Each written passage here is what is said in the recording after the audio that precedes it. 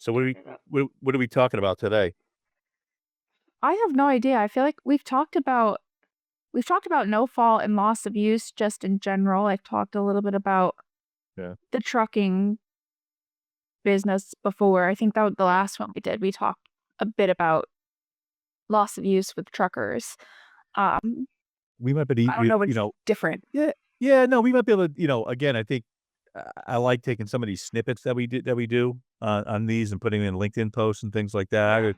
Yeah. Yeah, do you have any interesting claims going on right now? Or You know, I do have one, but they haven't responded back to me yet, but I would love to talk about it once they do. It's for a mobile vet, like, they have, like, a little bus that they take, and I mean, I haven't talked to the woman yet, but they do, like, mobile vet services, like on-call vet services out of their bus, but, I guess the last most interesting one that I remember was I had a guy down south who had a business using drones to spread different types of, treatments onto farmland, like crops to, I guess, fertilize them, yeah, and treat them for better growth, but he built this whole drone system where he can control the drone just from a little remote control thing like you would a video game, but he drives these drones over the fields and sprays his own concoction of chemicals onto these crops, and he unfortunately was involved in an accident that damaged his equipment, and it's very specialized equipment, so he wasn't able to really use a replacement for it. But it was pretty easy for him to show his loss because without that specialized equipment, he can't go about his business. So that was the last one that I remember that was pretty interesting. So yeah, yeah. No, yeah, that does sound he was a cool interesting. guy. Yeah, Yeah. yeah, yeah. I know. It seems like more and more we're seeing some of these pipe freezing claims, specifically with the weather we've had in the last couple of weeks. Not only in our neck of the woods in the Northeast, but we're Oh just yeah. seeing claims from places in like Texas and Oklahoma and points like in the lower Midwest, or Southwest, I Yeah. should say. So I find that be pretty interesting because you don't usually don't see a lot of those types of claims, but you know um, I'm dealing with a daycare center right now that's going through an issue because they had a major flood because their pipes froze and Yep. flooded their entire facility. Ugh, that's terrible. Yeah, Yeah. yeah. What, interesting, like in a situation where somebody has the drone business, right? And, Yeah. you know, um, obviously drones are very, very popular, but I like the concept of somebody being able to go through with a drone, and they probably I gotta imagine they probably have an app on their phone that kinda probably guides the drone, right? I mean, Oh, I'm right? sure they have Right? some sort of technology where he can track everything on his phone, on his computer, down to his little remote control. And Yeah. he had videos. I checked out the website for his business. He had, just a regular drone with a camera that would go over the work that he was doing to show kind of how he operates. It was really cool. Yeah, And he was a young guy too, so I think it yeah. kind of goes to show, the future of agriculture can utilize stuff like that to make jobs much easier. It was really interesting. Yeah, I mean, especially when if you have a sizable crop Yeah. and they may be in, like, hard to say, like, hard to reach places, but, I know I've dealt with farm claims over the years, and uh, I've actually dealt with situations where chemicals were sprayed and it damaged the, grape production on various farms, like, basically Ah, killed the grape plants. Yeah, yeah, out in the Finger Lakes, so, wow. which impacted it, but yeah, I just, I don't know, it seems like a really unique and interesting concept to be able to do that, right? Yeah. O Yeah, I it was offer really that cool. service. Yeah, offer that service, right? Yeah, and I think he can even, like, survey the land with the drones as well, get a better look at things from up in the sky versus being down on the ground. The whole thing was really cool. I was really impressed by it, and it was the Yeah. first time I'd ever seen a business like that. And coming from like he was younger than I was, so I think he's got a great future ahead of him. But yeah, I think it was really interesting. And I don't know too much about drones, but I've only ever seen the drones that people have for like personal use or Right. just like cameras flying around like an event, like at the Saratoga racetrack or something. They use those to kind of get a good view of everything. But this one was massive. It was probably as big as the desk that I'm sitting at. To be honest, it was huge. Yeah. Yeah. I So, can imagine. Yeah. I can imagine it was pretty expensive as well. oh, 100%. Yeah. Yeah. Yeah. Yeah. The, obviously the Olympics has ended, and I know that I remember watching some of the bobsled and the luge and the skeleton.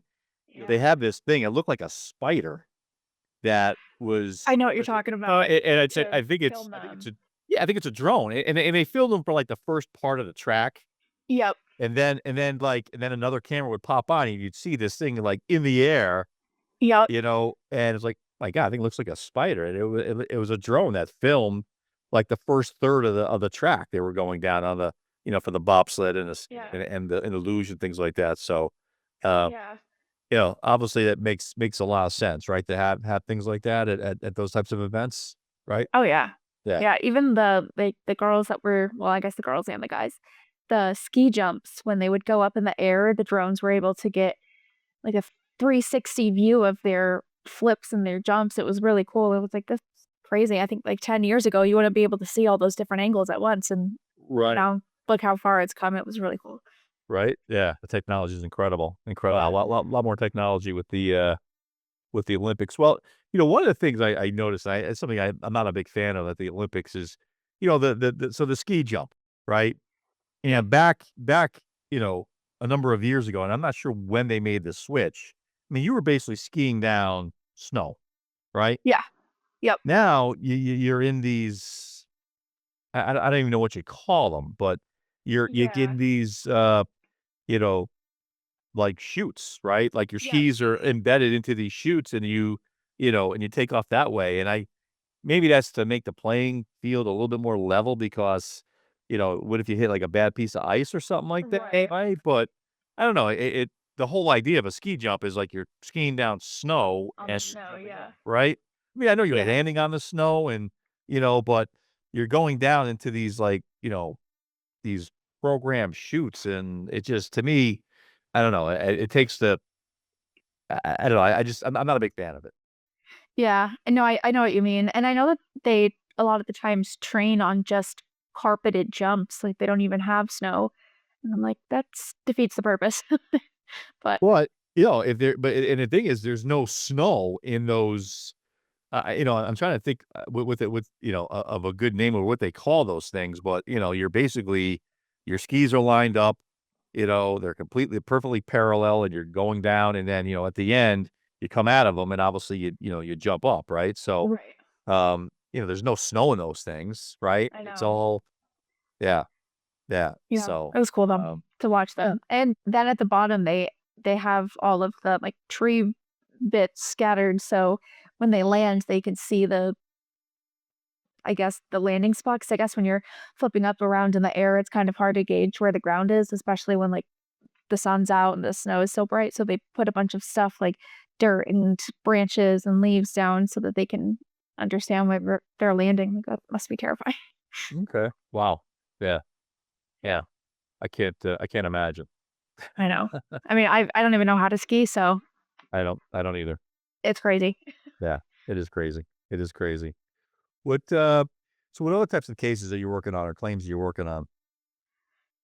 I've got a lot of no faults that have kind of came back. It was a lot of claims that we've closed out over the past couple of years have came back recently for people either returning part-time or thinking that we miscalculated stuff the first time. So I've had a lot of claims recently for claimants that I worked with a number of years ago, that have sprung back on me all of a sudden. It's kind of crazy because the amount of people that remembered me and like asked me like, "Oh, how have you been? It's been such a long time since I've talked to you." And they're always so positive about it too. I mean, thankfully I haven't had anybody come out of my archived claims with haste recently, but seems everybody that has kind of came back into the mix has been pretty pleasant to work with. I've got one guy right now who he once upon a time owned a company selling collectible stamps. Um, and long story short, we were supposed to update his report, but things got kind of mixed up. So we're back to taking a look at it again. Actually, I think I just sent it over to you today, to be honest. Um, but he remembered me and he was like, "How have you been? You know, what's going on?" And he kind of told me everything that has been going on with him over the past year, year and a half. Um, Unfortunately, some things not so great. He's had a hard time with, his injuries from his accident. And not being able to work has kind of taken a toll on him and his family, but, he's in good spirits still, and just as he was a year or 2 ago, he's a pleasure to work with once again, so I think it was kind of cool just to see that some of the people that I've spoken to over the past couple years, they've remembered me, I've kind of impacted them in a way, and I know it's not necessarily always gonna work out in their favor, but I always try to lean on the side of empathy, like, I always feel for these people in their situation, so it was nice to catch up with him and be able to Yeah. help him out once again, so Yeah, yeah. I mean, obviously, the no fault claims could be, adversarial, right? And yeah. but we try not to make it adversarial, and try to help them out as much as we can. I mean, obviously, Right. it's all about being able to prove your claim and providing us with the documentation in order to do that. And we want to try to help them with that process. And Right. as long as they understand that and that we're trying to help them, I mean, hopefully they'll get us the information. Now, it doesn't happen every time, but Right, you know, right. um, but if we can, walk them through that process and guide them a little bit. I mean, I think that goes a long way. Yeah, absolutely, and he's definitely not the first one. I feel like recently we've gotten a lot of claims that have kind of came back or ones that we need to update as the person's returned part-time, and, you know, just recently, the people that we've gotten to work with, I feel like have been very, very nice to work with and haven't really tried to argue with us or give us a hard time for requesting certain documents. So a good change for once to be able to have things go smoothly and Yeah. people are not angry with us. Yeah. Yeah. Good. Yeah. Good. What are you reading these days? I haven't been reading much recently. I want to get back into reading because I used to be really into reading thrillers. I have a whole bunch that I've bought over the past couple of years that I've got to kind of dive into. That and podcasts. I love like true crime podcasts. So those and the thrillers kind of go hand in hand. So I don't know. I if you've ever heard of Frida McFadden, she's a Hmm. um she writes, I don't even know how many books she writes each year, but she focuses mainly on thrillers, and she actually just had a movie come out for her most popular book, The Housemaid, so I haven't seen it yet, but I think it's out, like, streaming now, so I don't even think you need to go to the theater to watch it anymore, but it's something that I've gotta watch for sure because I've Okay. been wanting to actually funny you mentioned that, is get back into my reading. I have a book I started probably, like, 3 months ago that I've only read 2 chapters of, so I wanna restart it again. It's funny. I know I go in like in waves where I read a lot and then I don't read a lot and then Yeah. it's just so just depends on having free time to be able to do that, right?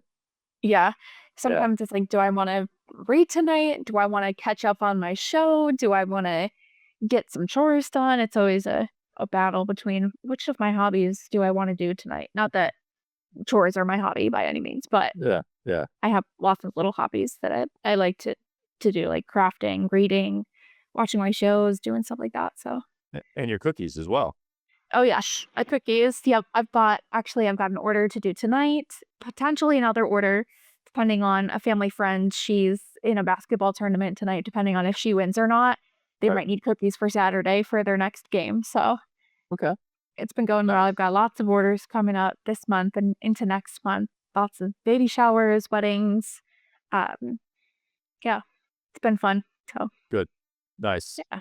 Nice. Actually, I was Great. I was telling everyone earlier, I had a local business reach out to me and ask if I did cookie decorating classes, Okay. and so they were interested in they're actually a dog groomer slash, like, boutique, and they asked if I had ever hosted classes before because they wanted to host a class doing dog themed cookies at their business. So we're going to be doing that at the end of April. My first cookie class. So I'm Nice. excited. Yeah.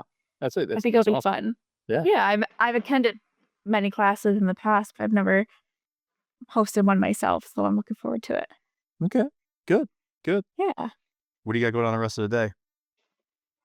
Not much. Going over to Jared's grandpa. We're gonna have some pizza for dinner per his request. And then just decorating some cookies tonight, and that's about it. Okay. Good. Good. Yeah. Sounds like a nice relaxing evening. It will be, yeah. I'm looking forward to it. Last night we had a bit of a hectic evening. So I wasn't feeling so great yesterday, so I worked from home, not knowing that it was gonna start snowing. And we had reservations at the new Italian restaurant that was Italian last night at 6:30. So Oh, we wow. had to, I was home, realized it was snowing, had to schlep through the slush and ice to get to the restaurant, but it was worth it. So Good. tonight I'm looking forward to not having to drive through the snow and Yeah. not feeling like garbage. So looking forward to this evening to just have some pizza and make some cookies. That sounds good. That sounds good. Yeah, Well, yeah, excellent. Good. absolutely. Well, Abby, it was good catching up with you today. Hope you enjoy the rest of your evening, and Yes, well. I'll talk to you soon. Sounds good. Thank you, Charlie.